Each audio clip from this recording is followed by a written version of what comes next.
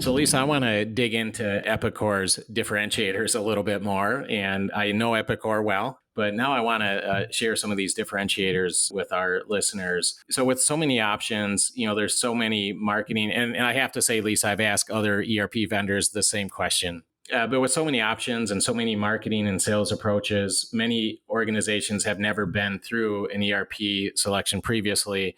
How can organizations focus on looking at the true differentiators with ERP vendors? So what I mean by that, I tell people and our clients all the time that during the sales pitch, you can often swap the logos on the same sales slide deck and leave the rest. And they all seem to say the same thing. And I'm not suggesting that with Epicor, but what do you say about that? What are some of the things to consider when trying to understand the true differentiators between ERP options during the selection process, and especially the partner, the ERP vendor, not just the product? Yeah, totally agree. The number of ERP companies right now is absolutely overwhelming. And obviously, I've worked for a few of them myself. And in some ways, that gives me great perspective because Epicor is not a fit for everyone, just like the other ERP companies are not as well. And so I think there are strong differences between the companies and their focus. And it really comes back to the client, working with their selection partners to ensure that they do their due diligence. And anyone who's trying to rush you through the process, then that probably should raise a question. But I think first and foremost, especially for ERP, again, not so much for maybe a point solution like CRM or HR, but when it comes to mission critical ERP, I think having a partner who can provide both the software and the individuals who specialize in your specific industry.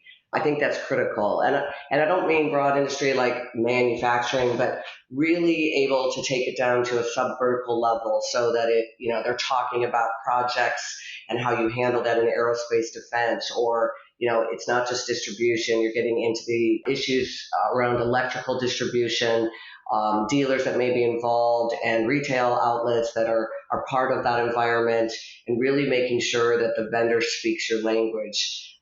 This really ensures that you're getting a fit for purpose application, and I think eliminates risk. So for me, first and foremost, if I think about even Epicor going out to look at software solutions, and we certainly have somebody who understands what we do every day and can drill down, is key.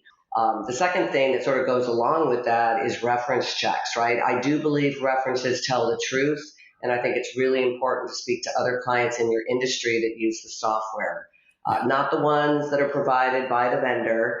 Those are important too, because I think I look at my customers and they will call me after they do a reference and tell me, well, this is what they asked and here's what I said.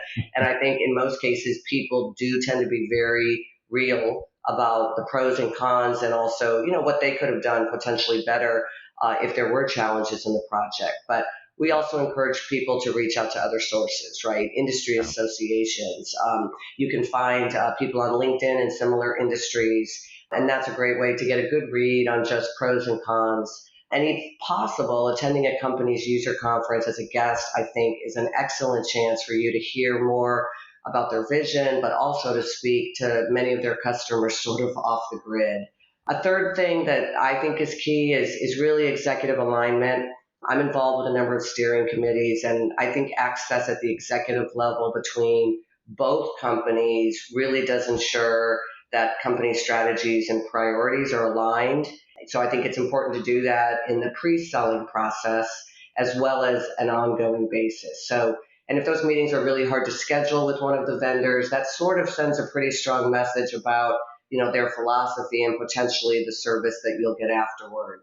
Yeah. And then finally, my favorite, that I always say is the demo, right? Don't be enamored by the shiny, prettiest toy.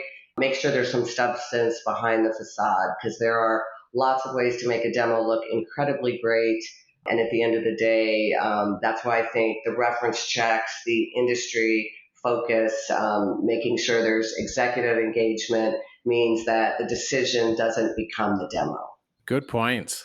As you'd mentioned, finding the right ERP system that's a good industry fit. And not only that, but it models your business well. You may have ERP systems that kind of cater to the same industry, but the way they model your business could be different.